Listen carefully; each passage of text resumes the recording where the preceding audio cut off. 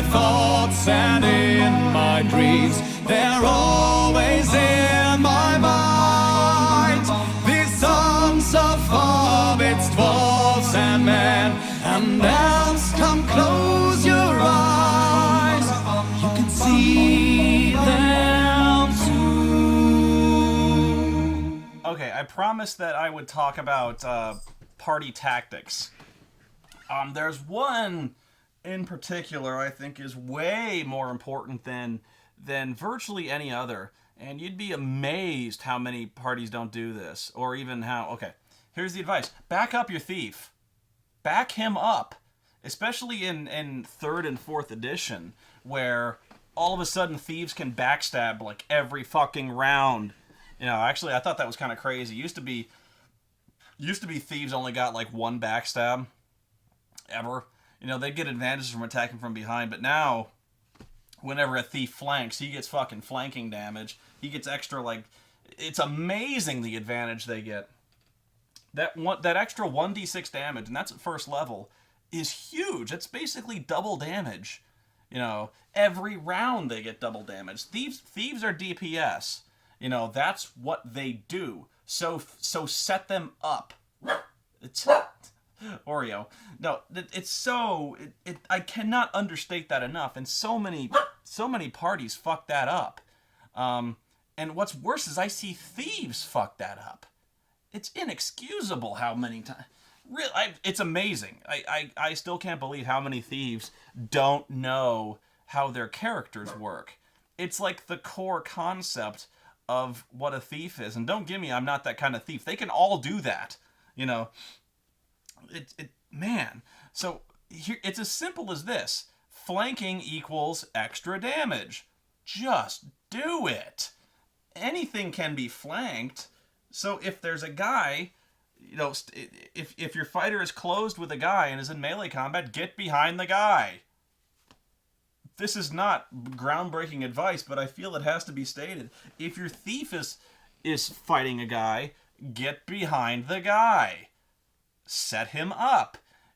Thieves should work on increasing backstab damage. Thieves should work on being more mobile so they can get behind guys so they can get their backstab damage. That's your entire role. That's it. Picking locks, disarming traps, sure, okay, that's what you do. But they love you because you're a fucking beast with a sword. You do more damage than the fighter. It's weird, but you do. So, like, just recognize that and just buzzsaw those guys. You know, I still can't believe I have to tell you this. But work at it. I've seen so many characters. All it would take is a shift or a 5-foot step to set the thief up. That's all they got to do, and they don't do it. I've seen rogues. All it takes is a 5-foot step just to get there, and they don't do it. This is why thieves should take like tumbling. In 3rd edition, there was a skill called tumbling where they can actually move through a threatened space and not get attacked. That you do that to set up the flanking. Anything you can do to set the flanking up, just do it.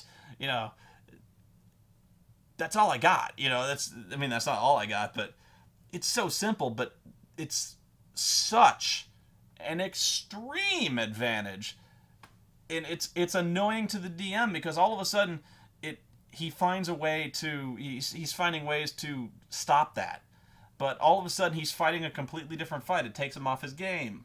You know, it keeps you alive. For fuck's sake, it keeps you alive. If you're fighting that dragon, you're fighting some kind of boss character. If you're fighting some kind of big badass fighter, get behind him. Your fight will be so much easier because you'll be doing double, triple damage to this guy. If you crit, oh my god, if you crit, you know, quintuple damage or some shit like that. You know, the guy, you know, everyone else is kind of nickel and diming the rogue. This is what you do, man. This is what you do. Even if you got a knife, like daggers and shit like that, it's D4 plus 2D6. My god, man. Why would you not want to do that? Remember, like, shit, that's good for everybody. Remember what you do, you know? There's other stuff you can do, as a party. But yeah, set up your thief, man. Trying to think what else. The best things that party can do. Bards, don't forget you can perform. Buffs are always huge. The one thing I remember that third edition D&D kind of turned D&D into a tabletop war game, kind of a light one, but it did. And so one of the weaknesses, or one of the silliest things that came out of the flanking system, is the conga line. And it's hard to describe without setting it up, but let's say there's a good guy and a bad guy and a good guy, okay, flanking. But a bad guy gets behind the second good guy, so the second good guy is flanked. Then a good guy gets behind that one, so that guy is flanked. Then a bad guy gets here, so this guy is flanked. And they all line up. It's fucking ridiculous. And it's this natural extension of the flanking thing. So it's really fucking silly. And it still kind of goes on in 4th edition, where flanking just kind of goes on that way. It's actually very unnatural. The flanking concept actually works great. It's very logical, because it's hard to fight a guy on both sides of you. You know, fight guys on both sides of you.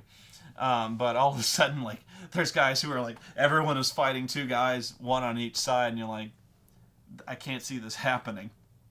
But, wow, I was thinking of party tactics, and that was pretty much the main one. I'm trying to think of other things that parties can do to set themselves up for success. Never go cowboy. I've seen so many characters that do this. This is kind of an extension of don't split the party. Don't go cowboy. Don't go running off on your own, even if it's only like 10, 20 feet. If you separate yourself from the group, unless it's to spread yourself out from area effect, which is a good idea. Like, if you know they can throw area effect, fucking spread out. I've seen so many groups get caught in area of effect attacks. But otherwise, stay close. Because here's the problem.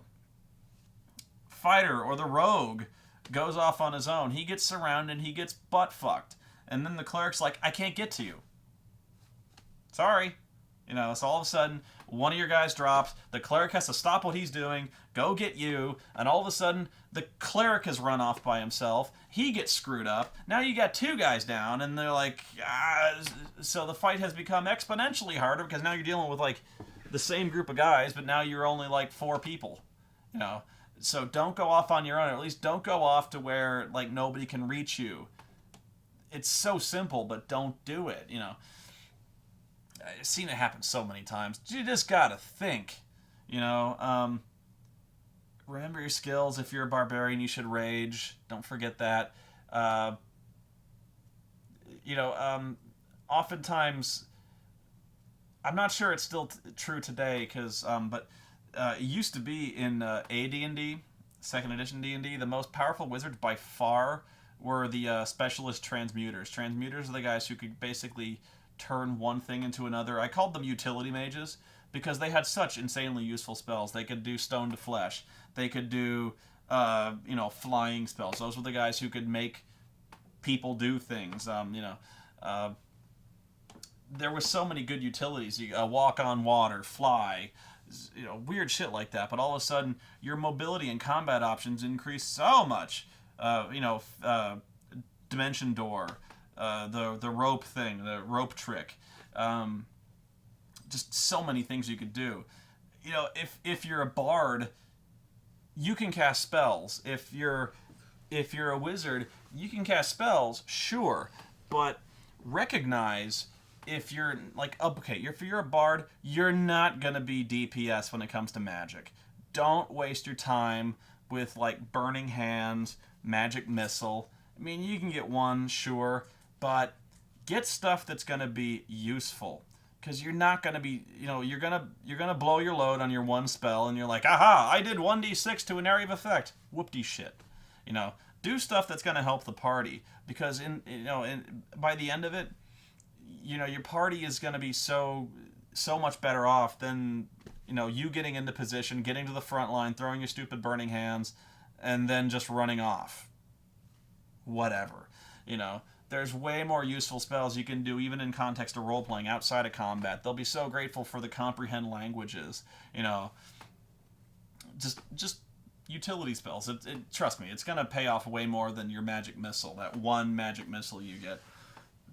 Oh, I was gonna say this. I guess I could do this in terms of dirty tricks, and if I think of any more combat stuff, I'll mention it. But you probably saw it in the D20 live where I crushed a glass in a sack. That's another big thing. Always on your inventory, buy empty sacks. Say like I have 3 small sacks and I have 3 large sacks, because in the book they actually distinguish between the two. Carry a lot of empty sacks, because if you find treasure or if you find something gross that you got to carry around, or empty bags. Have empty bags. Have glass bottles, because there are so many times you need to carry a shitload of stuff and you don't have a bag. And a DM who knows what he's doing will screw you over on this if you don't. They're like, okay, you find 10,000 copper pieces. And you're like, cool, we take it. And the DM goes, how? It's a good question. You know.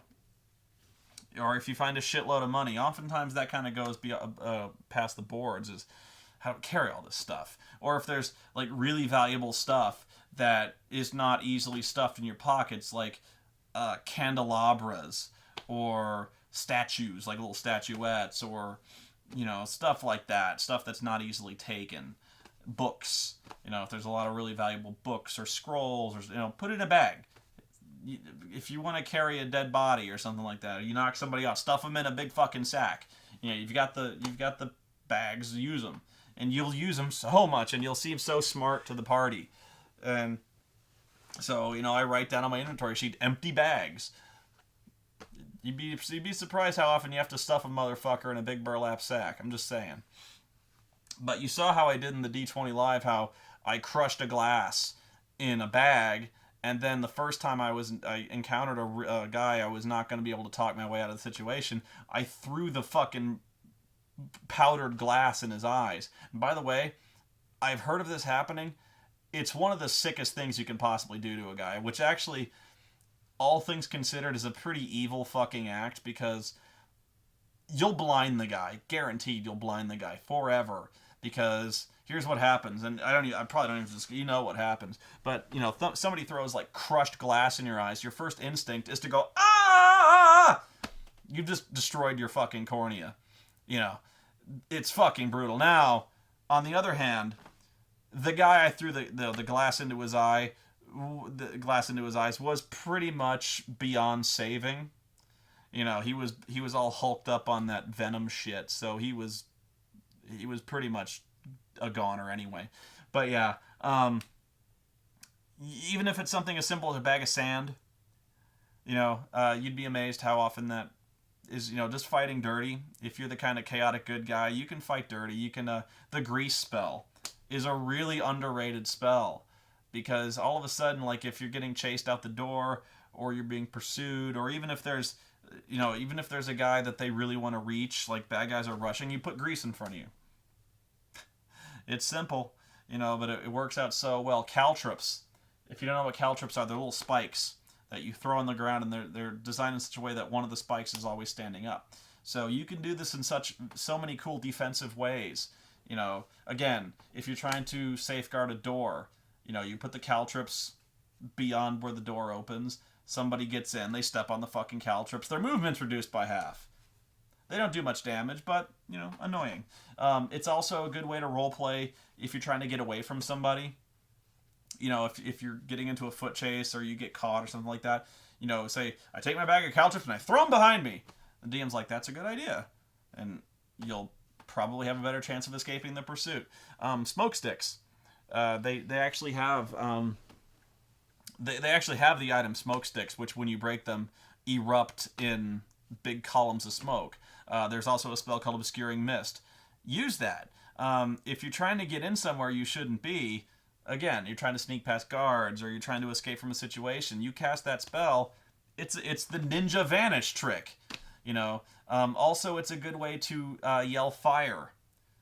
That's a good way to clear guards out of a place or cause a panic. Is you break a smoke stick, you throw it towards behind the bar, or in a stack of leaves or something like that. You go, fire!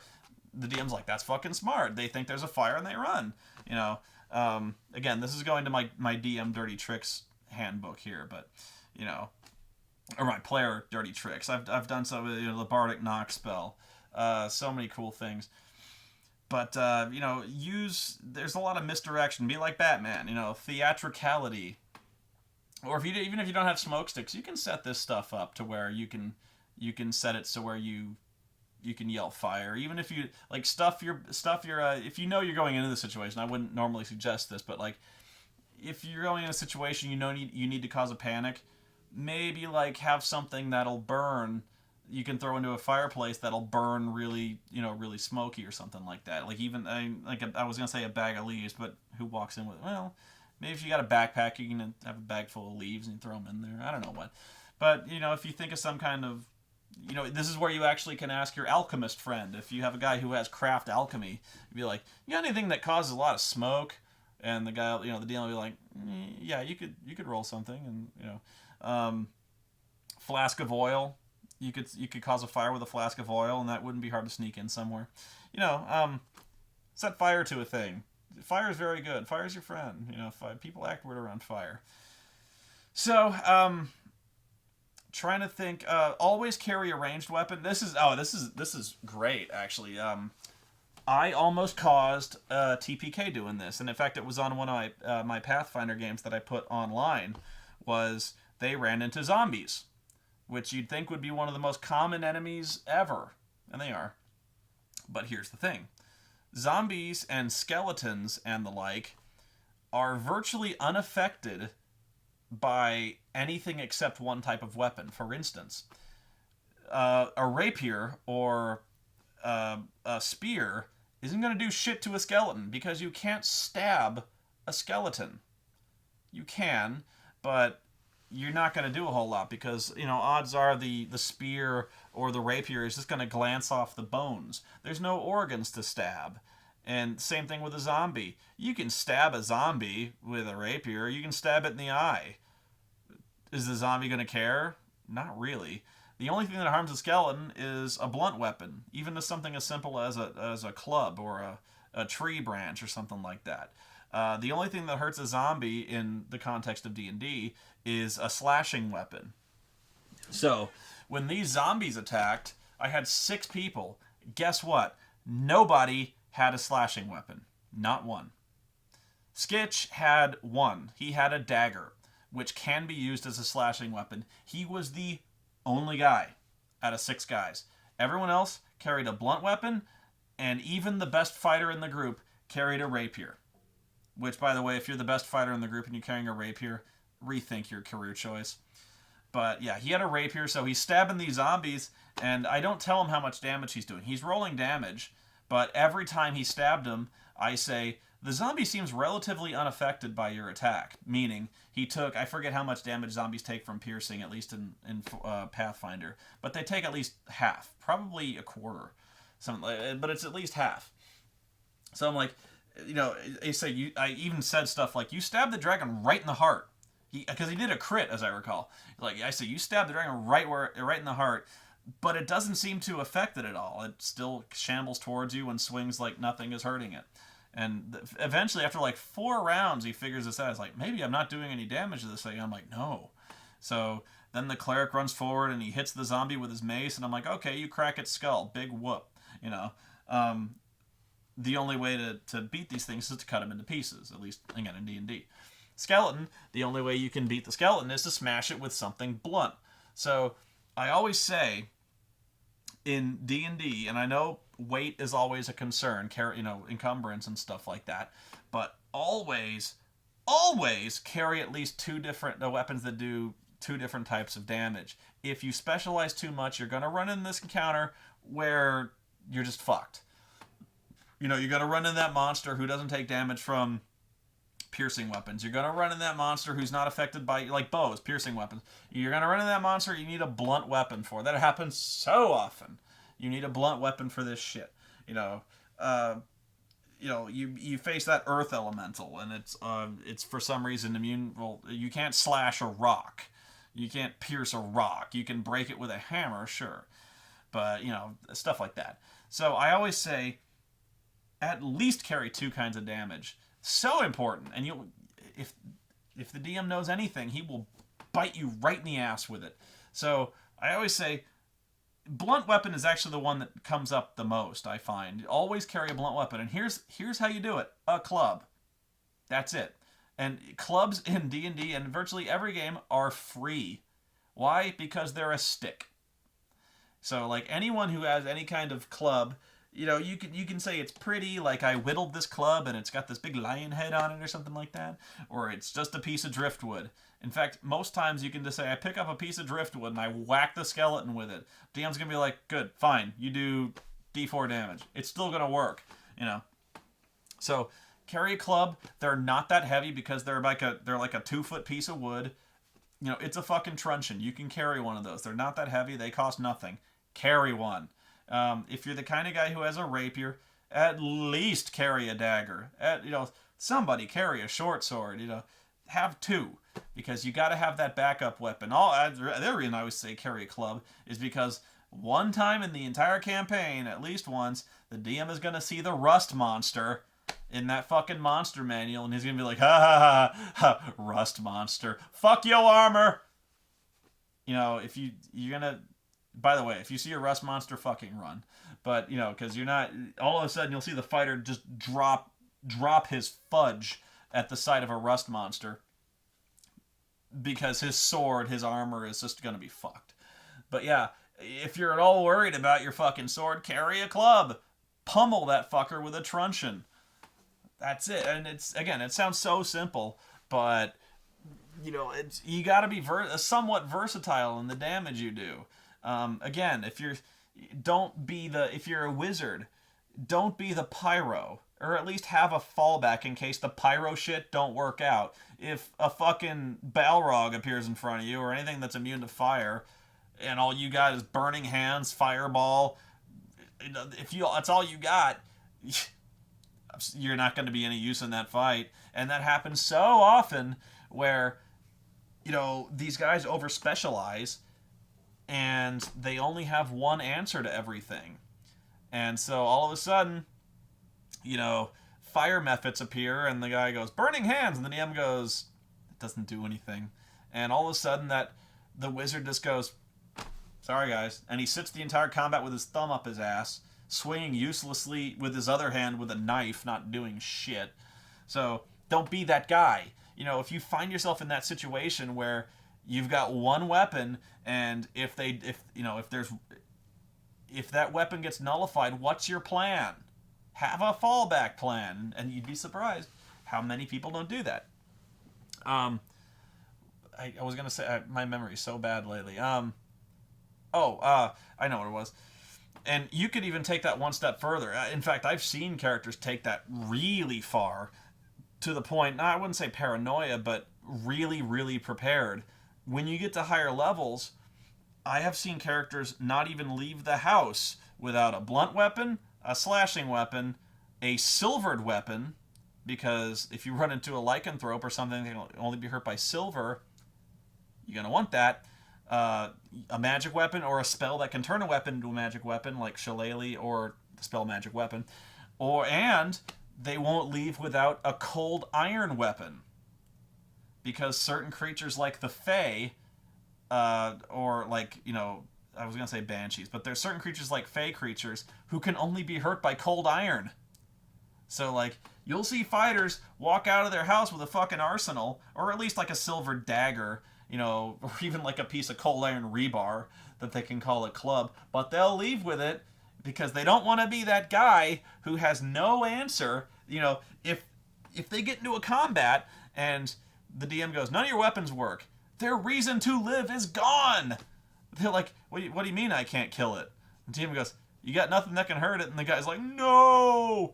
So don't be that guy. You don't want to be that guy who's sitting around doing nothing in a combat because it's fucking boring. So have some other plan. Even if that plan is picking up a big stick and whacking the guy with it, at least have that in mind. So, by the way, be careful when throwing fire. Really? I've seen so many guys, they want to be that guy who carries a shitload of alchemist fire. You know the guy. Yeah, I've had that guy. in like several. I've had that motherfucker who's like, I want to set fire to everything. I've got like 10 flasks of alchemist fire, and I just chuck it at a motherfucker whenever I feel like. I've got 4 ranks in alchemist, so I can make more fucking alchemist fire. That guy's gonna set himself on fire, and he's gonna take you with him. I guarantee it. Because one of these days, he's gonna throw his alchemist fire, he's gonna botch the roll, and not only does he fail to throw it forward, he throws it behind himself. And guess who's behind him? You are! So guess what? He just set your ass on fire. Have fun with that. And worse yet, he's like only 5 foot in front of you, so when the alchemist fire goes up, he goes up too. And guess what he's wearing? He's wearing 9 more flasks of alchemist fire. And if the DM's an asshole, which I am, he's going to be like, oh, guess what? Guess what also goes up? He rolls a saving throw for every single alchemist fire. 2 of them fail, which is actually pretty good odds for the 9 alchemist fire. He still explodes. Seen it. Seen it a lot. That's also the case in any kind of Western game. There's always the guy who carries around dynamite. Because he's like, wow, dynamite does a shitload of damage. I'm going to throw dynamite at those guys because they're hiding behind barrels and they're really hard to shoot. One of these days he's going to fuck up his throwing roll. He drops the dynamite 5 foot in front of him. And then you got bad times. Yeah. That guy with the alchemist fire is going to get you buried. And I won't say every campaign I see that guy, but I see him in a lot of campaigns, and he don't live long, and he usually takes someone with him. And what's funny is the completely stymied look on his face when he fails that throwing roll. Like, he didn't know that was possible. You're like, roll your throw, and he rolls a 1. Which always, it happens to everybody, the 1. But yeah, he's like, I'm going to throw my alchemist fire right in that group of dudes. Which is always what he's like, splash damage! I can do it anytime! Fuck you, wizard! I got splash damage every round! Ha ha! Splash damage! So, he throws he rolls a 1 and he's like, oh shit, I missed. The DM's like, no, you didn't. Well, yeah, you missed, but guess where you miss? And he starts rolling, because they have that in the DMG, they call them scatter tables. Scatter tables happen all over the place. In every war game there's a scatter table for when you fucking throw something and then you fuck it up. You got to find out where it ended up, right? So, like, if you throw a spear and you botch, if you botch something and you just drop it, there's a scatter table for that. Well, where do you drop it? 10 feet that way, So, it's gonna come up where you botch and you throw it right in front of yourself. Or worse, you just drop it at your feet, which is also an option. You know what I'm talking about. You're that guy who's nodding his head right there. He's like, oh shit, I've seen that. You know what I'm talking about. You've seen that asshole. You've probably been that asshole one time. Don't be that guy. It sucks. You're gonna piss people off. And while I'm at it, don't be that guy who shoots a bow into melee. Fuck you. Fuck you. I always had that happen. Fuck you. If you're that guy who shoots into melee, there's always that guy who's like, oh, yeah, it's like a -4 to hit. So what? So what? There's like 2 of your guys, you just shoot one of those guys. And guess what? If I live, I'm going to return that arrow to you. I'd be like, this is yours? Don't do that. In fact, well, the other thing was, in the old school D&D, you know what the worst part was? The 2-hit roll did not change. It was a straight up 2-hit roll. So, like, let's say there's 3 dudes fighting in melee. 2 of them are yours. And you rolled a hit, and you hit. Guess what happens? You have a 1 in 3 chance of hitting the bad guy. Because 2 of your guys are yours, so you roll a really high number, you roll a number, then the DM rolls, from 1 to 3. If he picks 1 or 3, your guys, he applies that 2-hit roll to one of those guys. So it sucked in AD&D. And I had a motherfucker this fucker shot into melee like 3 times. And I was lucky. I got missed twice. I had a 50-50 shot at getting hit. He missed twice. The 3rd time, wasn't so lucky. This fucker.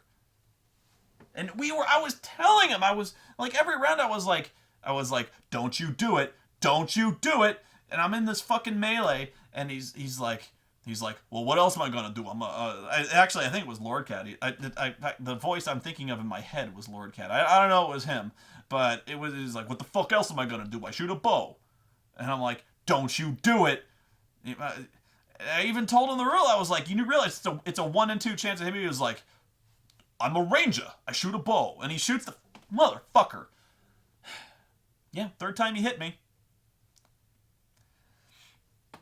And, well, I don't know if they even... In 4th edition, I think they've been nicer about it, but in 3rd edition, it was even bad. Because it was -4 to hit, but if you missed by that -4 margin, like, if you would have hit, but you missed because the -4 applied, you hit the other guy. Because he represents the cover that the other guy got. So if you missed by the degree of cover, you hit the cover being your guy. So, it was less likely you were going to hit the guy, but still pretty fucking likely you were going to hit the guy. I hate that guy.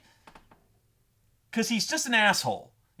He's this guy who, he's like, oh, you can take, like, even if I hit you, you can take 1d6 hit point. You're like, fuck you. I hate that guy. God. And that guy. There's that guy. I want to kill that guy. Because, like, again, in real life, if this happened, some fucker shot you in the ass with a longbow, and he's like, I had to take my chances. Fuck that. God damn it. Don't do that. Find some other way, or take the feats that make it so you're not that guy, to where you can actually shoot safely into melee, because, like, some guys just blow it off. I don't. I remember this shit. And I may not start a fight right there, but I'm going to remember that next fight. Because I ain't helping your ass. So, like, especially if I'm the fucking cleric, and you shoot me in the ass with your fucking crossbow, yeah, good luck. Good luck. When you go down, good fucking luck. I'll get to you when I can. Oh, but this guy, I can't leave melee because he'll get an attack of opportunity. I'll get right over there. Yeah. Don't be that guy. I wish I had more tactics to talk about, but I have rambled on enough. So, until next time, you guys have fun.